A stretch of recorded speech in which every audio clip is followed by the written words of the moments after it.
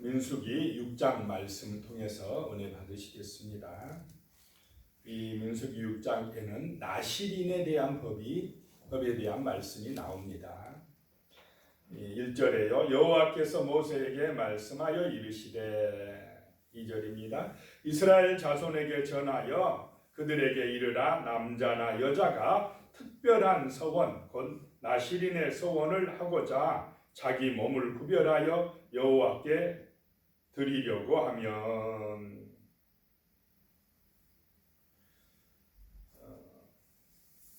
여기서 보면 남자가 여자가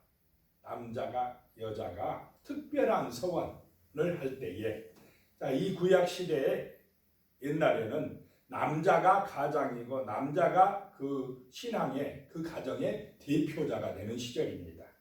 여인들은 계수에서도 빠지던 그 시절에 하나님 앞에 서원하는 신앙에서는 남자나 여자나 구별하지 아니하고 온전한 서원과 헌신을 드리게 했다라고 하는 것입니다. 그래서 여기는 남자라고 한정하지 아니하고 남자나 여자나 이렇게 지금 말씀을 하고 있습니다.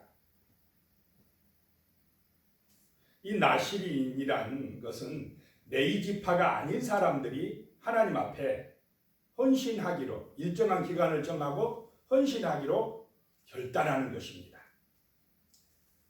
평생을 나실인으로 바친 사람도 있고 그렇지 않냐고 오늘 말씀 6장에는 일정한 기간을 정하고 그 기간 동안에 하나님 앞에 성별하여 구별하여 소원하기로 결정하는 그런 나실인의 법에 대한 말씀입니다.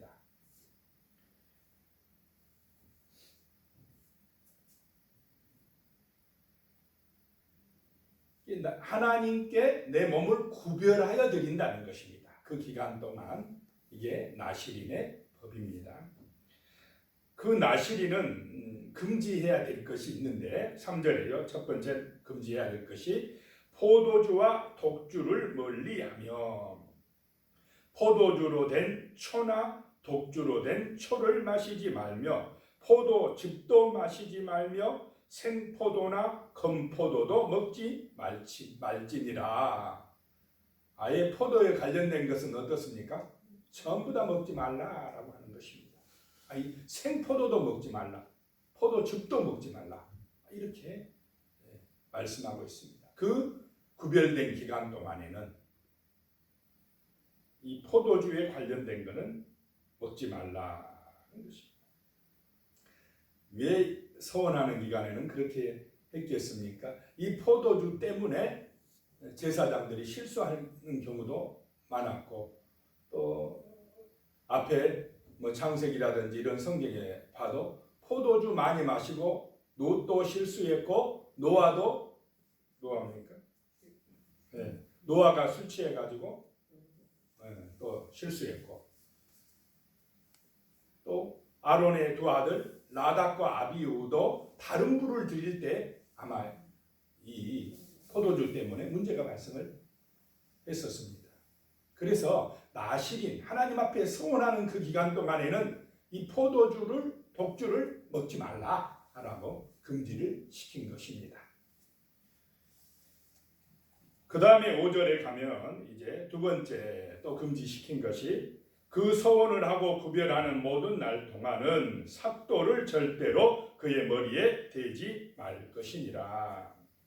자기 몸을 구별하여 여호와께 드리는 날이 차기까지 그는 거룩한즉 그의 머리털을 길게 자라게 할 것이며 머리털에 삭도를 대지 말라. 머리를 자르지 말라. 라고 말씀합니다. 이 머리는 헌신하는 기간 동안 이 머리는 하나님의 주권을 인정하는 의미가 있다고 합니다.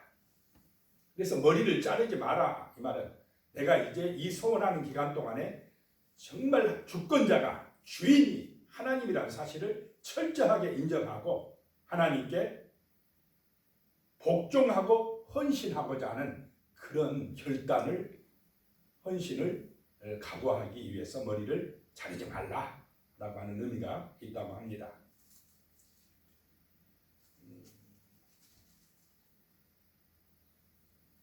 그 다음에 세 번째 금지하는 게 또 있는데요.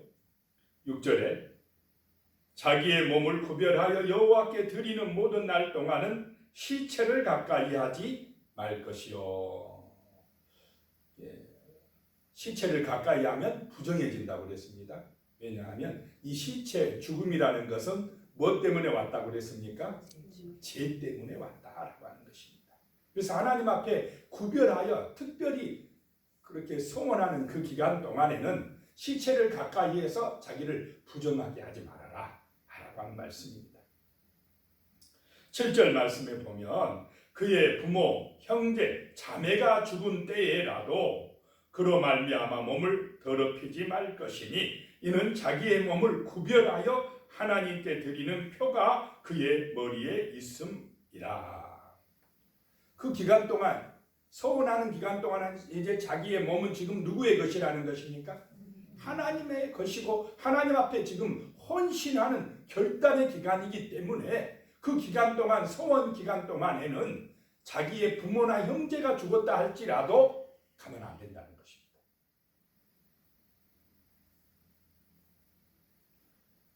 그런데 8절에요. 자기의 몸을 구별하는 모든 날 동안 그는 여호와께 거룩한 자니라. 9절에 그런데 누가 갑자기 그의 곁에서 죽어서 스스로 구별한 자의 머리를 더럽히면 그의 몸을 정결하게 하는 날에 머리를 밀 것이니 곧 일곱째 날에 밀 것이며.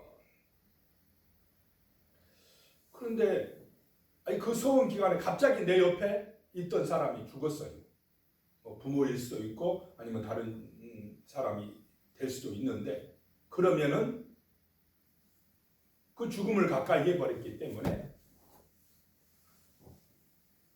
그 서원 지금까지 잘 지켜왔어도 기간을 어떻게 돼버리느냐? 무효가 돼버린다는 것입니다.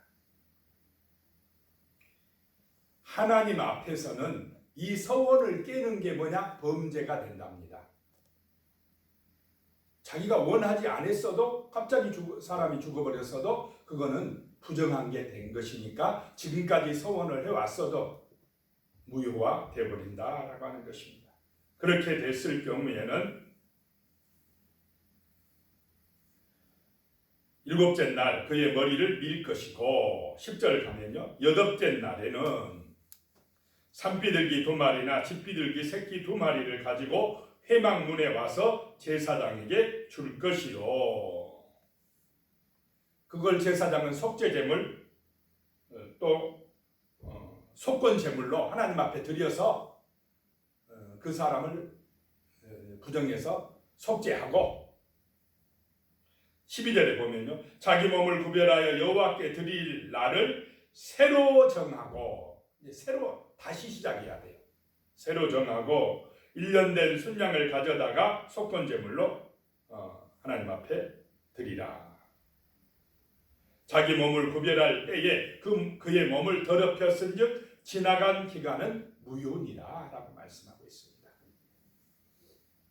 그 다음에요, 13절에 보면 나시린의 법은 이러하니라. 자기의 몸을 구별한 날이 차면 그 사람을 회막문으로 데리고 갈 것이요. 그 서원 기간을 다 이제 지키고 서원 기간이 찼으면 제사장에게 가야 된다는 것입니다. 그래서 14절에 그는 여호와께 헌물을 드리되 번제물로 1년 된 흠없는 순양 1마리, 속죄제물로 1년 된 흠없는 어린 암양 1마리, 화목제물로 흠없는 순양 1마리와, 자, 양 몇 마리 바칩니까? 양 3마리를, 서원이 다 차면 양 3마리를 가져가야 돼요. 번제물, 속죄제물, 화목제물로 3마리 바치고, 15절에 무교병 한 광주리와 고운 가루에 기름 섞은 과자들과 기름 바른 무교 전병들과 그 소제물과 전제물을 드릴 것이요. 하나님 앞에 이제 모든 서원 기간이 차면 이런 제사를 드려야 된다라고 하는 것입니다. 20절에 가면요, 여호와 앞에 요제로 흔들 것이며, 요제는 흔들어서 하나님 앞에 흔들어서 드리는 제사입니다. 그것과 흔든 가슴과 받들어 올린 넓적다리는 성물이라 다 제사장에게로 돌릴 것이니라. 그 후에는 나시린이 포도주를 마실 수 있느니라. 이제 그 서원 기간이 다 차고 하나님 앞에 제사를 드린 후에는 이제 다시 옛날로 이제 돌아갈 수가 있다라고 하는 말씀입니다. 21절에 보면요, 이는 곧 서원한 나시린이 자기 몸을 구별한 일로 말미암아 여호와께 헌물을 드림과 행할 법이며 이 외에도 힘이 미치는 대로 하려니와 그가 서원한 대로 자기의 몸을 구별하는 법을 따라할 것이니라. 때로는 우리가 이렇게 하나님 앞에 나시린처럼 서원해서 헌신하고 충성하는 그런 결단이 필요할 줄로 믿습니다. 옛날에만 그런 거 아니라 요즘에도 내가 정말 하나님 앞에 헌신해야 되겠다. 하나님의 교회를 위해서 또는 주님의 영광을 위해서 내가 어떤 자세로 헌신해야 되겠다. 어떤 다양한 그런 방법으로 하나님 앞에 헌신하기로 서원하기로 결단하면 그걸 꼭 지키도록 힘써야 한다라고 하는 것입니다. 그 다음에 제사장의 축복문이 나옵니다.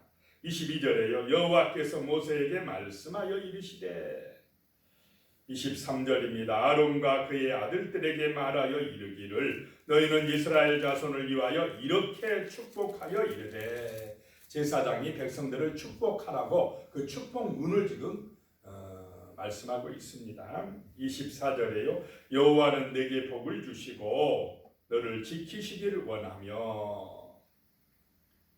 하나님이 복을 주시는데 그 복이 뭐냐? 지키신다는 것입니다. 언제나 안전하게 지키시는 것이, 지켜주시는 것이 복인 줄로 믿으시기 바랍니다. 그 다음에 25절에 여호와는 그의 얼굴을 내게 비추사 은혜 베푸시기를 원하며. 하나님이 우리의 얼굴에 빛을 비추어 주시어서 은혜를 경험하게 하신다는 것입니다. 하나님의 살아계신 은혜, 하나님의 놀라운 그 사랑의 은혜에 우리를 돌보시고 치료해 주시고 또 붙들어 주시는 은혜를 체험하는 것이 복인 줄로 믿습니다. 은혜가 임해도 은혜인지 모르고 살아가는 사람은 그 마음속에서 하나님께 대한 감사가 나오지가 않습니다. 은혜를 경험할 때, 은혜를 체험할 때, 은혜를 깨달을 때 우리는 하나님께 영광 돌리며 감사하며 살아가는 그런 정말 참된 성도들로 살 수가 있는 것입니다. 25절에요. 26절에 여호와는 그 얼굴을 내게로 향하여 드사 평강 주시기를 원하노라 할지니라 하라. 하나님이 우리의 얼굴을 향하시면, 하나님이 우리와 함께 하시면 참된 평안이 임하는 줄로 믿습니다. 이 하나님이 주시는 평안은 세상의 돈이나 어떤 권세나 명예나 이것이 주는 평안하고 비교가 안 됩니다. 우리의 내적으로 우리의 정말 삶의 진정한 평안, 완전한 평안이 하나님에게서 오시기를 축복합니다. 기도드리겠습니다. 하나님 아버지, 참으로 우리가 하나님 앞에 헌신하기로 결단할 때에 이 나시린의 서원처럼 온전히 구별된 그런 마음과 헌신의 자세로 하나님께 충성할 수 있는 그런 은혜를 허락하여 주시옵소서.